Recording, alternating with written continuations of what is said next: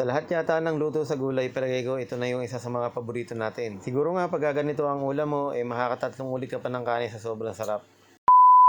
Hey, what's up guys, mga kaibigan, welcome sa Cook and Taste. Meron ako ditong mga talangka, natira lang to kagabi.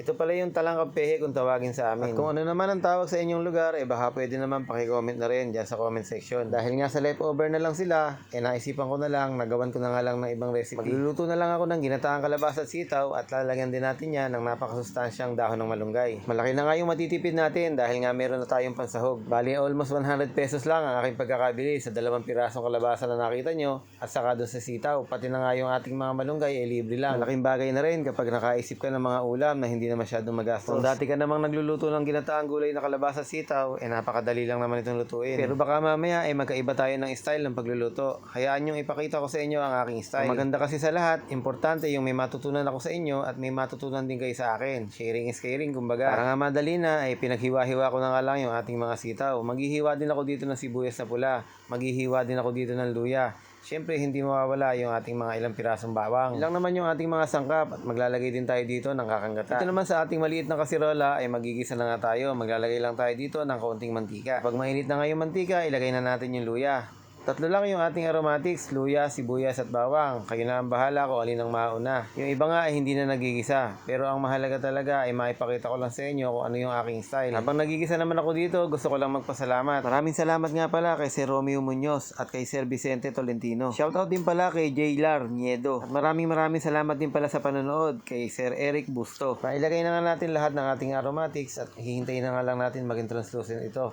Tapos nga ilalagay na rin natin yung ating mga talangka. Haluin mo lang na haluin yan hanggang sa mag-incorporate na nga lahat ng ating sangkap at ilalagay na nga natin dito yung ating pangalawang kakanggata. Bali isang pirasong niyog lang pala yung aking pinapiga doon sa palengke. Nagkakahalaga pa nga ng 45 pesos ngayon. Tapos maglalagay lang din ako ng konting beef powder para nga medyo mas malasa yung sabaw. Pagkatapos nga ilalagay na rin natin yung ating kalabasa. Isusunod na rin natin yung ating sitaw. Tapos yan tatakpan muna natin para kumulo. Makalipas ang mga ilang minuto, medyo malambot-lambot na yan. Lalagyan muna natin ng konting paminta. Titimplahan din natin yan ng kaunting patis bilang pampaalat niya at malasa rin yan pagkapatis ang inilagay mo. Tapos medyo marami-rami yung aking siling haba dito, ilalagay ko na. At ilalagay na nga natin yung pinakakakanggata niya.